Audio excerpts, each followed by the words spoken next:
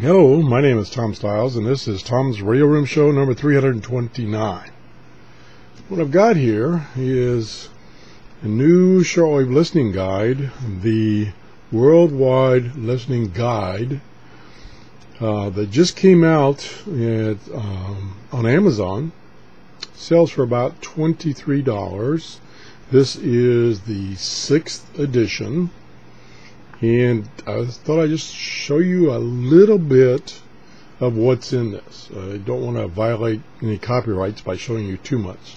So we'll just scan through this real quick today. And I did a review, several months ago of the 5th edition, both of which were donated to me by an anonymous subscriber. So thank you very much for that. And we'll get in here. Oh, goody.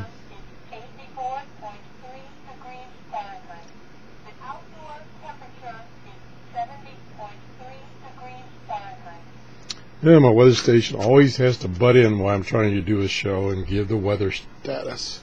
Okay, let's move along here. The first part is there's an introduction, and then this is a pretty good quick summary of how to listen to radio. Not only shortwave, but AM, FM,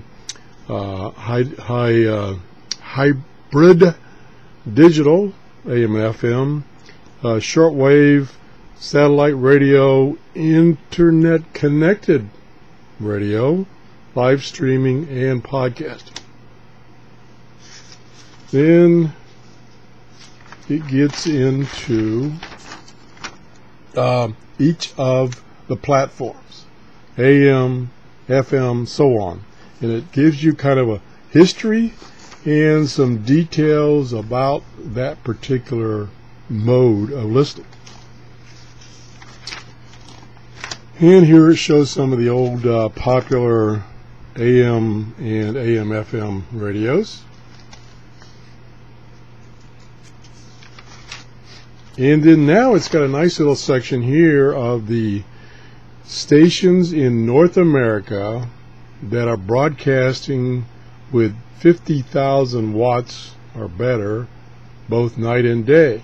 So this is kind of a handy guide if you're into what's called DXing. That's trying to tune in long distance. And in the case of AM, it's not real long distance. And when many years ago I used to do this when all I had was an AM and FM radio, and I particularly did it listening to FM, which was even more difficult to receive a distant station, and typically you could only receive them at night. And so here is a listing of by frequency all the AM stations that are powerful stations, 50,000 watts or more, that you might be able to pick up on your radio. I don't think that listing was in the previous one. Then we go to another listing of selected programs you might want to listen to by topic. And it gives you the time that the program is on and the station, what days they're on, the frequency, and just a general description of what the program name is. A couple pages of that. Then it goes into the next mode, which is the FM mode. Tells you some history and how to listen to it. And then there's an interesting chart of, probably not showing up too well on my webcam, of who listens to what where in the United States. Now, what format people listen to. The top of the list turns out to be country format. And it gives you the top 56. So that's more interesting news about, in this case, FM. And then it goes to digital AM and FM, Tells you some of the technical issues with trying to receive digital AM and FM. Hasn't caught on that much. I had a digital FM receiver, or a receiver that would receive digital, and actually I could just slightly tell that it was a little better audio fidelity. Not that much, but it did. What it did provide is some digital information, text, about the station, about the song that was playing. Now, a lot of radios now that are in automobiles and trucks have these digital tuners that can decode that information, and it provides you a little bit, because I never can remember the name of a song, and these digital radios will give you that information. Then it gets into satellite radio. I had a satellite radio for a short period of time, and mainly used it when I was driving 50 miles or more at one time. It came in handy because you don't lose the stations, or typically you don't lose the stations as you're driving across the country where you would with a typical AM FM radio. And then it gives you what's on the various channels. Sorry, again, this is not showing up too well on my camera. Oh, especially if I kick the camera. And then it has, what I'm interested in is a section on shortwave. It gives you a little bit of history of shortwave, and some stations that are still today, and if I kick the camera one more time, you're going to stop watching, that are still targeting their transmissions to North America. And so there's a list of those. China radio, of course, we hear all the time. Radio Argentina, that's a couple of them. Radio Romania, we hear. Voice of Korea, I picked up. Voice of Vietnam, I picked up. And then here we have a couple of samples of radios. These are all radios that you can still get right now, so they're not old radios. Well, you can still get old radios, but you know what I mean. God. Okay, let's see what we got. And then we got a bunch of tables about, here's a one for broadcast in English to North America. Again, they're aiming their signal to North America. And here's a listing of when they're on, what the station is, and what the frequency is. And you can see by this listing, well, maybe you can't see, but a lot of these stations operate on different frequencies depending on whether it's summer or winter. It gives you both of those, so that's handy. Then it gives you some more stations that are not necessarily broadcast directly to North America, but they're in English. And gives you some advice about what frequencies to listen to, when to listen to it. Some information about where to get listings on the internet. For instance, it mentions mine, no, not mine, but my favorite website for getting listing information about shortwave, which is short-wave.info. Mentions that one. And then it goes into some of the programs that are on. Then the next section is on internet radios.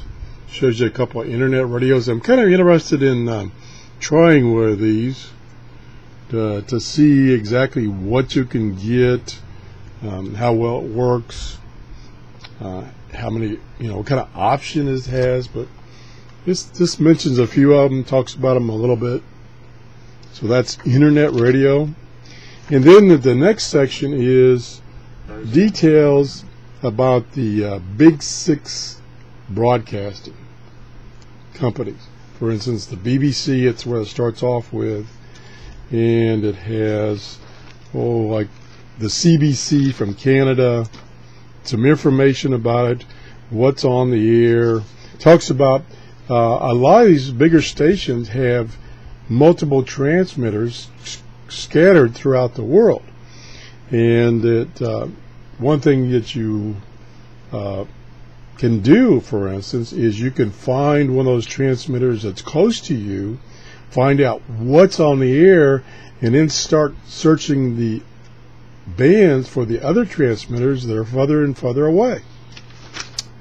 And let's see, what else do we have here? I think it's going to now get back into the actual listings of what's on the air. Yeah.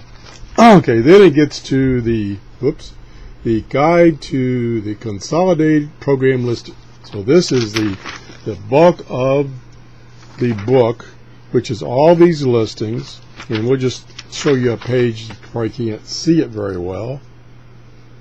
It's out of focus.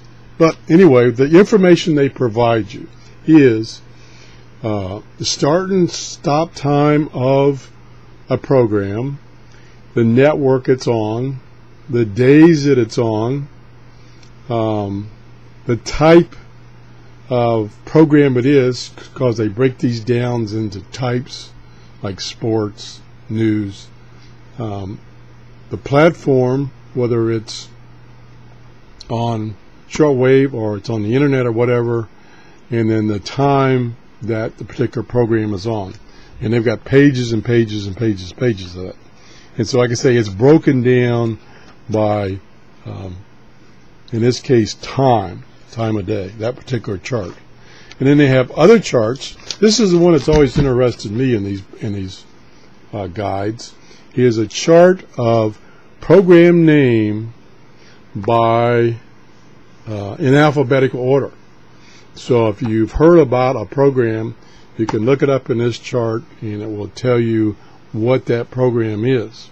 Now, the one thing they still have not done, at least I have not found it in the book anyplace, is something I think is missing from this guide in its previous versions, is to take this information and index it back to the station information so that you can quickly find the station that this particular program is on. They don't do that, so kind of a little disheartening there. Now, the one thing about the structure of this book, of this guide, that I wish more technical books used, but of course there's additional cost, is the spiral notebook format, because it's so nice to open this up, find something like here's a table, and to find some information on the table, be able to fold this back and lay it flat on your desk, and then highlight, mark it, write notes on it, just like you would a school notebook. I think this format is really nice, and like I say, I wish other guides and other technical books where you're looking for pieces of information and you want to highlight it, you want to write notes on it, makes it so much easier than having to take a normal bound book and having to lay it down and push on it, try to flatten it out. And the other thing that's nice is, say I've got let's not pick that page, that's not a good page. Let me go back here. Let's see.